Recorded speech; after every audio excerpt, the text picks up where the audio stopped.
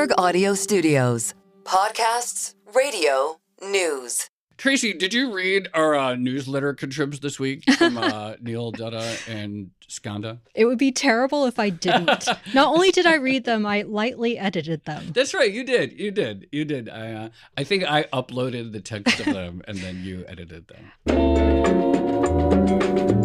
I did a deadlift. I am both the most popular trader and most successful trader at Citadel. Fed is going viral. Barges. This is an after-school special, except I've decided I'm going to base my entire personality going forward on campaigning for a strategic pork reserve in the U.S. black gold. These are the important questions. Is it robots taking over the world? No, I think that in a couple of years, the AI will do a really good job of making the Odd Lots podcast. One day, that person will have the mandate of heaven. How do I get more popular and successful? We do have the perfect guest. Welcome to Lots More, where we catch up with friends about what's going on right now. Because even when Odd Lots is over, there's always lots more. And we really do have the perfect guest. I have to say, though, they were both great. And Yeah. I'm not just plugging our newsletter. Those were outstanding contributions, and they sort of build on something that Skanda pointed out earlier in the newsletter about how embedded or how important AI is becoming to the U.S. economy. Yeah, and this idea, there are signs of slowing. Oh, yeah. I feel like we're in a moment where actually there just aren't really many people talking about the economy because we're either so transfixed by the goings on in Washington or certain big tech stories like AI that we're in a period where there is this lull of just the meat and potatoes of what's happening with initial claims, what's happening with housing starts, what's happening with the jobs report. And there's actually signs of a slowdown. Yeah, and there's also signs. Concerns, Well, there's also signs of inflation picking back up. Yeah. And so that kind of raises the question about what's the Fed's reaction function here. We thought it was sort of skewed towards preventing a recession a little while ago, but now maybe they start caring about inflation again. I don't know. But, the other thing that's happened over the last week is that we have had this pretty substantial drop in 10-year yields. As of the time we were recording this, which is March 27th, we touched 4.25 yesterday. We had been at 4.65 on February 12th. So it's I think the curve inverted again as well. The curve, it's a weird time. Jon Turek, what do you think? What happened that we were at 4.65% on the 10-year February 12th, and right now we're at 4.2886? Yeah, I think it's an interesting one. I mean, as you guys kind of noted, I think we came into this year with a lot of excitement in terms of, what the policy impulse would mean for the economy. It seemed that the animal spirits were going to lead to a more meaningful real growth impulse. I think the famous Dan Druckenmiller said in a note or on a TV interview that he hadn't seen the business community this excited in his 40 years in the business.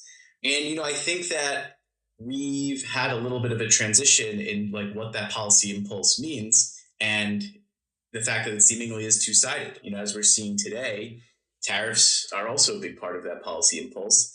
And as we've seen over the last few weeks, that has a very unevenness into either both the implementation and the scope. So I think, the market kind of has had to adjust to a policy impulse that seemed to be unambiguously positive to one that's more mixed. And I think the 10 year is just, kind of a reflection of that. I would also note, as Tracy pointed out about, sort of inflation pricing, a lot of the moves, especially since the middle of January, has been in real yields lower, as in 10-year break-evens have actually stayed pretty firm. So, I think that the economy is the market is sort of having to deal with, an economy that's a little more confusing. And, the policy impulse is more muddled this time around, where you have, the potential for tax cuts, deregulation on one side, and just a lot of tariff uncertainty that is potential in scope much more drastic than we saw in Trump 1.0. Yeah. So, I think that is, sort of at the nexus of what's going on here. And, just to add one more thing, you guys kind of made it up the meat and potatoes of the economy. I think that, for the last 2 years, we've been in a very stable nominal GDP regime. We've kind of oscillated between high fours and high fives. And, the economy seems to be running on a few less cylinders than it has been in the last couple of years. consumption is much more uneven and very biased towards the high end. Outside of the AI CapEx cycle, there really isn't that much CapEx. And we've seen that housing has, been in a lull now for a while, and, hiring isn't that high. So it's just a much more, a lot more cross currents than I think the market probably had anticipated 6 weeks ago. So we are recording this on February 27th. In about a week, we are going to get U.S. payrolls for February. We just had initial claims, as Joe mentioned, showing that they jumped to the highest level so far this year, I think increasing by 22,000. A lot of that is the cuts in D.C. What are you seeing on the labor side of things?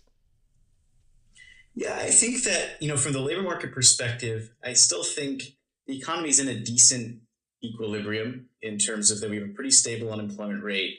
We're still churning out pretty respectable levels of payroll growth per month.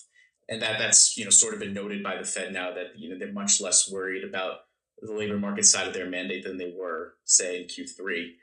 But I think what's a little bit worrying is that the labor market is kind of coming into this, whatever the DC impulse is, I would say a little bit more vulnerable to shocks than it's been maybe over the last few years. And I would namely say that because the hiring rate is still quite low, which means it doesn't take much in terms of, negative payroll impulses to sort of lead to more drastic jumps in the unemployment rate. So, I don't necessarily look at it right now and say, there's an obvious threat to 3 months, the labor market being materially weaker than it is now. I still kind of get the sense that it's pretty stable, but I would say that we feel a bit more vulnerable given that we don't have the cushion of a decent hiring rate. So we're probably a bit more vulnerable. If this, DC impulse is more of a shock, that could, it could spiral a little quicker now than, say a year or two ago. I saw someone make this point on Twitter. I wish I could remember who so I could give them credit. He said, one encouraging thing that we've seen lately in the markets is that at long last, there are hints of the inverse correlation between stocks and treasuries reemerging. That was the famous condition of the 2010s, that if stocks went down that day, your treasuries probably did well, and you got that beautiful hedging effect from that. And then it famously blew up in the immediate wake of COVID, where you'd have these big down days in stocks and also big down days in treasuries as inflation took center stage as the main source of economic worry, et cetera. In recent days, are we potentially looking at signs that we might go back to something resembling more pre-COVID patterns? And is that a sign that the price on the so-called Fed put is not as far out of the money as it had been in recent years? Yeah, it's a good question.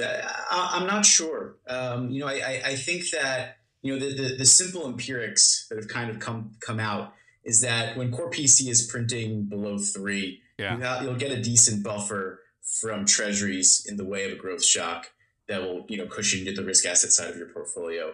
And when, core PC is above 3, you don't have that, and you can stare worlds, as we saw in 2022. You lose on both.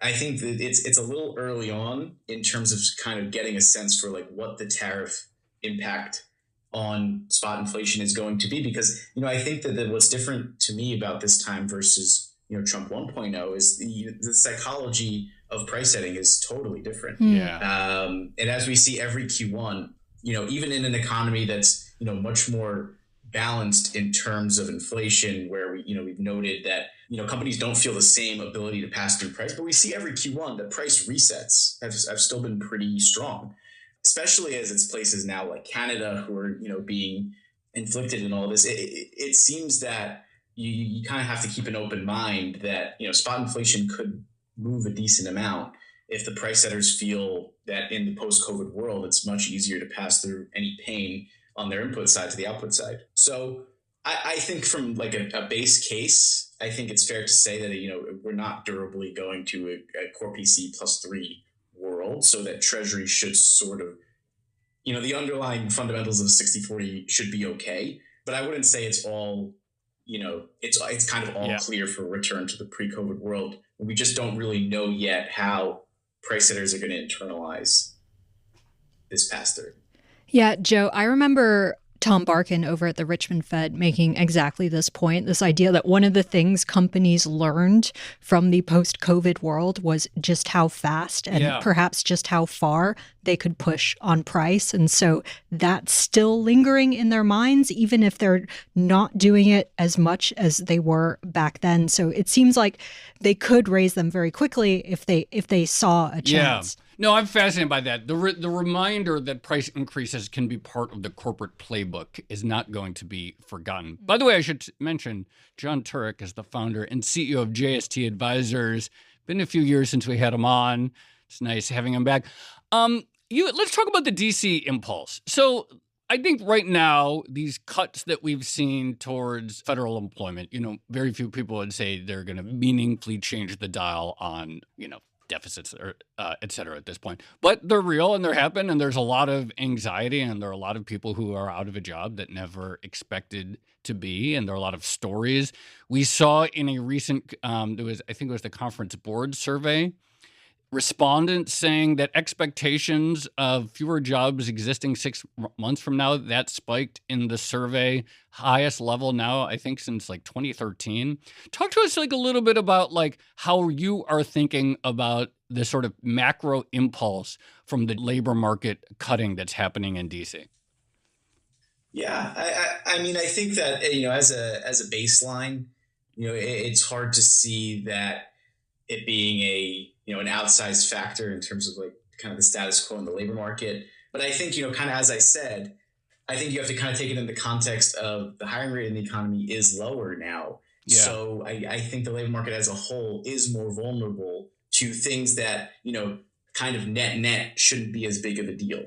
And I think that's kind of, gotten the market's attention as we've kind of over the last few weeks entertained more left tail risks. Is that, the starting conditions really matter when you're dealing with exogenous variables. And, the starting conditions for the labor market are, it's steady, but it's not bulletproof. And it has been bulletproof, probably for the last 3 years, maybe really since COVID. So, yeah, I think, it's hard to say, it's hard to map out the sort of the spillover in terms of what number claims will be in 4 weeks. But I think you really have to keep an open mind to the left tail side, given that the starting point isn't great.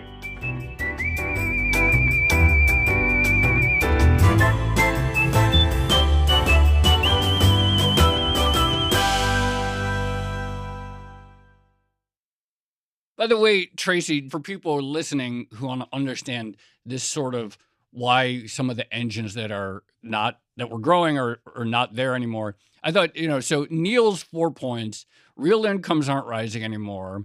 The housing market is no longer showing the signs of life. Mm-hmm. Local government spending is clearly, there is a fiscal retrenchment. Clearly, it's not just what's happening at DOGE. It's also state and locals, which are no longer flush with money. So this is when Jon here is talking about, not as many engines are firing. There's some pretty big forces that sort of give people caution or why the hiring rate is not great right now. Yeah, absolutely. And Jon, you brought up earlier the tariffs, and I think some of those are slated to start as soon as next week.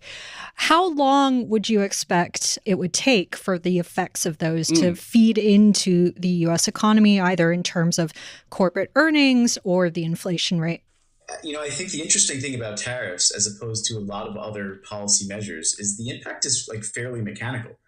So, it immediately has its FX impact. It immediately has its, direct trade impact. And I think, kind of the deeper questions will be what are the broader externalities? Because I something that really fascinated me was Governor Macklem gave us, the Bank of Canada gave a speech last week. And he was talking about sort of what these numbers would mean for the Canadian economy. And he was saying, well, they're huge because, trade is 25% of the national income in Canada. Trade with the U.S., excuse me. What will that impact be? Because it'll eventually sort of feed back into the U.S. So I think that in terms of the scope, I think that the two things now that are sort of critical are in terms of who eats sort of the cost. Mm-hmm. Will corporations really take a bigger share of it, or will they try to pass it on? And then I think sort of the next big domino will be the question of what is the bigger impact, the mechanical effect on price or the more psychological effect on growth, where it just becomes very hard to operate in an environment where, we're a tweet away from, or sorry, whatever platform uses now, from like it's very hard to plan in that sort of world. We had 2 weeks ago, we thought we were delayed until April, and then today it comes out that they start next week. I think those are kind of the two like very immediate questions that we'll get a real feel for, I think, pretty quickly.